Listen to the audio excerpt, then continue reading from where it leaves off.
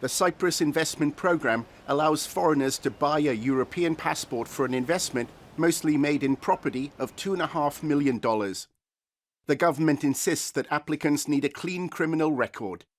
The holder of a Cypriot passport has the right to live and work across the EU. Our undercover reporters went to Cyprus to represent a fictional client who has fled China. Mr. X is a wealthy businessman who was sentenced in absentia to 7 years in jail for bribery and money laundering, and he is seeking a Cypriot passport. Property agents Denise and Tony K help those investing in property to get Cypriot passports. Our undercover reporters tell them about our proposed applicant. The Chinese government charged him for bribery and corruption.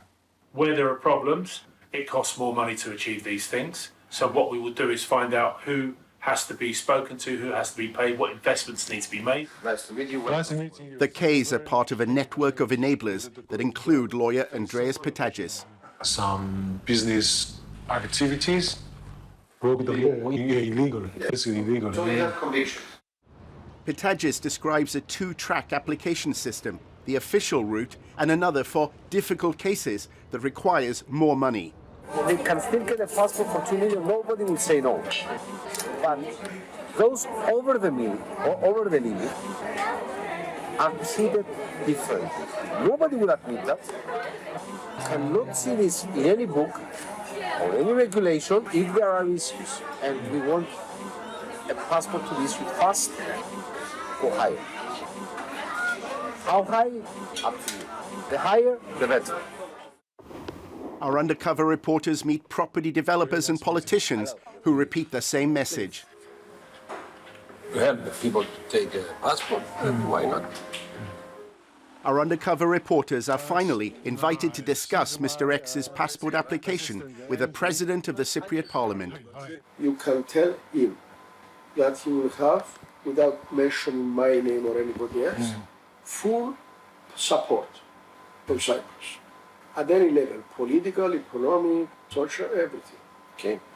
Keep it confidential. Confidential here. Keep it very confidential. Because I have to protect my name as well. When confronted with the evidence, all of those involved deny any wrongdoing.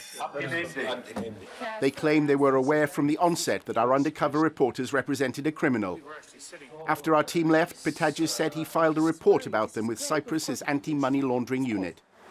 This is Cyprus. Phil Rees, Al Jazeera. Investigative reporter David Harrison is in Nicosia and has more on the reaction to Al Jazeera's investigation. Local people are very busy on Twitter denouncing the government and saying things like Al Jazeera is doing what the government ought to have been doing. But more significantly, just in the last hour or so, we've had reactions from statements rather from Christakis Giovanni. He's the MP and the man who founded one of the biggest property development companies in Cyprus, and from Dimitris Salouris, the President of the Parliament and the second most powerful man in Cyprus. Now, Giovanni is saying that he was suspicious, that he feels that this was a propaganda assault, that there was an element of entrapment, and that they did go to the money laundering authorities, but only after our reporters had left. They haven't disclosed exactly what they said to the authorities, citing legal confidentiality, but we're certainly waiting for some detail on that. Dimitris Salouris, he's the president of the parliament, a very powerful and influential figure in Cyprus. He's just saying that they were suspicious towards the end, and they seem to have contradicted themselves slightly, because initially they were saying they were suspicious from the beginning. Now they're saying they had suspicions at the end, and indeed they did at the last meeting our undercover reporter had with the lawyer Andreas Patagis. Patagis did say that they had a bit of a wobble. They were unsure. There was no business card. They didn't know who this guy was, and to get to see an MP, let alone the President of the Parliament, is an enormous thing. There was an element of doubt. But he then carried on. He carried on eating, they carried on in contact with us, and throughout the week they'd done everything they could to tell us how our criminal could obtain an EU passport, even though we spelt out at every available opportunity that he was a Chinese criminal with a conviction of 7 years for bribery and money laundering.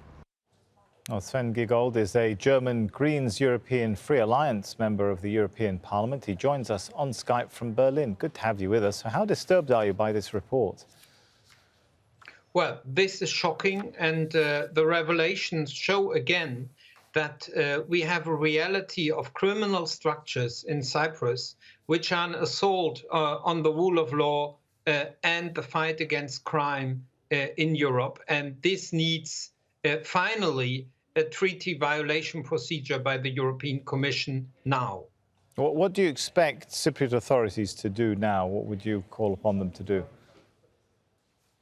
Well, I think that this needs a serious investigation in Cyprus, but I'm not naive enough to believe that Cyprus is alone able to clear up the mess, because what is so shocking about these pictures is how natural it seemed. So this was not a one case accident, but it seems structural, and therefore it is key that the European Union takes over, and that this means that the resident program and the investment program have to be ended. And for this, we have to use the tools of European law of a treaty violation procedure. This is not just a concern for Cyprus, right? Because what's at stake here is an EU passport, right? This is not only a Cypriot problem, because we have very similar programs in Malta, in Bulgaria, in Portugal, and others. And they are basically an open door for criminal money into the European Union. And this is therefore an assault on our successful model of a social market economy, where owners of capital are at the same time responsible to democracy and to the workers and their local authorities. And if we let in criminal money, this will change the way how we want to live together and work together. And as you mentioned, there are several countries with investment for passport schemes. Do you suspect that there are problems that, you know, Cyprus is not alone, that there's problems perhaps in some of these other countries too? We always knew that Cyprus is an extreme case, but we have also seen criminals receiving a Maltese passport. We have seen a lot of cases in Portugal, which has by far the largest program. Well, we have also some indications from Bulgaria and Montenegro, which is not yet an EU member. But this is a big problem and has to be tackled everywhere. The resident and the passport programs, as well as the visa programs, have no place in the rule of law in Europe. All right, thank you very much for your thoughts on that. Thank you.